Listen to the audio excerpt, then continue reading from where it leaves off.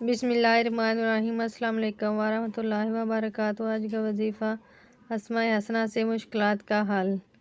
Malik number 1، بہت جلد مالدار ہونے کے لیے جو شخص روزانہ کسی بھی وقت 9 بار اس اسم مبارک کو پڑھنا اپنا معمول بنا لیتا ہے وہ بہت جلد مالدار ہو جاتا ہے۔ نمبر 2، ہر مراد فوری پوری۔